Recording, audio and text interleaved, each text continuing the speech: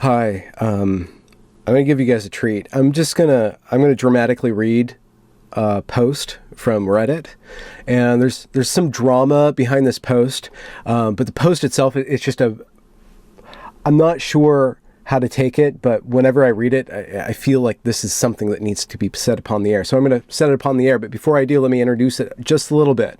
Reddit is like the sixth most visited site on the internet. And if you don't know what Reddit is, I'm sorry, or good luck to you, or whatever, but I'm just going to explain.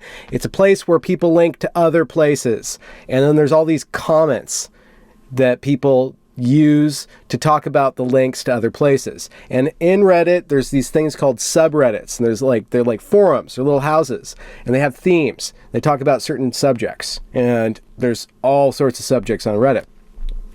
There is this one, in certain sectors of Reddit, things get a little, you could say, political.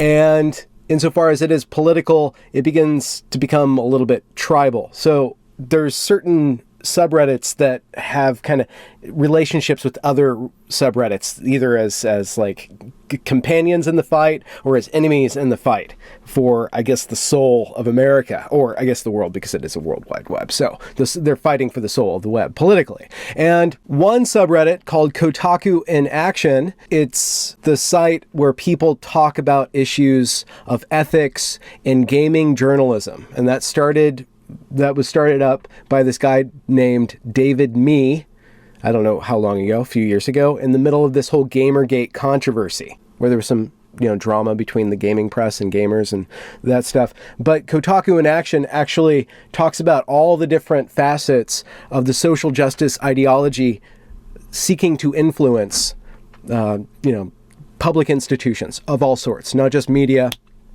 but games and movies and comic books, and as well like Google and Facebook and YouTube, and also college. They talked a lot about college because I think it's mostly a bunch of college kids or people who were college kids. Anyhow, so the guy who set this Kotaku in Action sub up, apparently he's had a couple drama fests, and last night what he did was he wrote this confession. And it's got like 8 chapters. He wrote it like a comic book, and it increasingly sounds just like the plot arc of somebody that's going through a major transformation from a normie into a superpower. And you can't really tell if it's an evil superpower or a good superpower, but you can feel the superpower emerging in him. So he writes this, and then he deletes Kotaku in Action. And because Kotaku in Action has a lot of other people in action in it, they reversed the destruction of their subreddit. So that's the preamble, but basically the only thing you need to listen to is this guy's confession, because it's beautiful. Chapter 1. Title. Righting a Wrong. Chapter 1. Beginnings. I created Kotaku in Action thinking no one would join. And when I awoke, I had many hundreds of orange reds. That's the color of the votes at Reddit. At Reddit, everybody has one superpower, and it's the ability to say yes or no to anything that you encounter there. You also have the power of typing, which is pretty powerful too. But he had many of hundreds of orange reds. So there was a big response. Quote, "Wow, what the fuck did I just say or do that caused this? Kotaku in Action began. I'm surprised and excited that we had over 100 users. So I began. So it began. I created a few rudimentary rules and began enforcing them. The next days added a couple hundred and then a few thousand." He doesn't specify if he's talking about rules or users. Because if he's talking about rules, in the next few days he added a couple hundred to 1,000 new rules. But if it was users, then it's just growing. It's ambiguous though. This was becoming a monster. That's the end of chapter 1. Chapter 2. The birth. I would usually lump the birth and the beginnings together, but maybe the beginnings could be thought of as the conception, right? And now this is the birth. I was moderating 24/7, and it was clear that I could not sustain these rules on my own, these 100 to a few thousand rules. These rules were the site rules. Don't break them and you don't get banned. It's only fair. Free speech needs protection. Even unwanted and hurtful speech, hate speech, was allowed, but I was having difficulty defining everything. Does saying the nigger word as a noun the same as using it as a verb? So I began seeking help from users that I believed had the subreddit's purpose and shared my own vision for its future. That's the end of chapter 2. Chapter 3, moderation. I'm not sure how, but it was a success. The next top mod was an A personality and highly knowledgeable of the sub's content. Amazing. Everything was going as planned, despite JR's infiltration and attempted creation of a scandal. He doesn't go on. 'Twas I who shot JR. We began a great chat, IRC, and then even began live streams. So I don't know if JR is his first enemy or his friend, or they had drama, but then they got together and they started doing live streams. So they're a team. Sometimes with famous guests having insane meltdowns. That was drama. Going forward, we worked on creating fundamental rules and attempting to wrestle with how to define what content was acceptable. We still can't get this perfect despite public outcry and threats. So the main thing that he's wrestling with is rules. And there is a problem. These rules are supposed to solve this problem, and they're not solving it perfectly, and now other people are noticing that there's a problem. Chapter 4, the next steps. Everything was going as planned. Do you hear this? And as its creator and top moderator, I was able to give shape and vision to its continued future. How else is a future going to be if it's not continue? I mean, the future isn't the future if it doesn't keep continuing. Unless this is foreshadowing for the end. The future cannot continue. To continue. In doing so, we over-moderated. At least we thought we were. Bans up the wazoo and massive amounts of removed comments. In retrospect, we were mostly unable to, as users found ways around the rules. We did get better. Chapter 5. Hate. This was a dark time. We were wrestling with how to control hate speech. Not only what was said, but what people could link to. Kotaku in action became infested with racism and sexism, and other isms, though many isms are not real. GG forums, Gamergate forums were created on Kiwi farms and 8chan as a result. This was the best and worst thing. The monster was now a virus. We banned links to and then mention of certain links and topics. Now we became the enemy.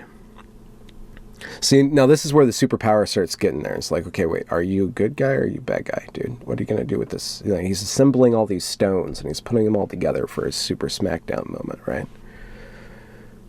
Chapter 7. Oh, I have to count those. 1, 2, 3, 4, 5, 6. Oh, chapter 6. A new phase. This is when I handed over supervisory control.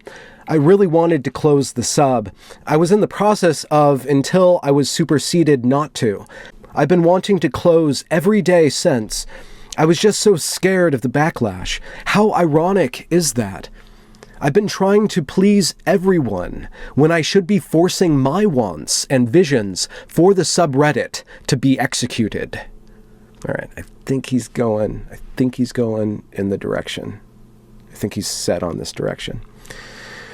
Chapter 7. I rolled over and played dead.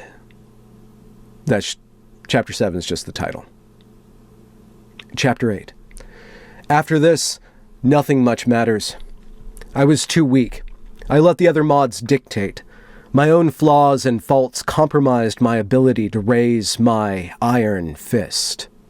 Okay, now I think he's trolling. This was a monumental failure. I am ASD and GAD. Many of you know this. Many of you don't believe this. I have allowed myself confidence and an ability to assert myself. I've been captive my entire life, and now I have the ability to make my own decisions and to correct my mistakes. Kotaku in action is a huge one. I think about this daily and dream about it. It's a boogeyman, the monster, this is slashed out, under my bed, and this is not slashed out, in my head. Until now. Kotaku in action is one of the many cancerous growths that have infiltrated Reddit, the internet, the world. I did this. Now, I am undoing it. This abomination should have always been aborted.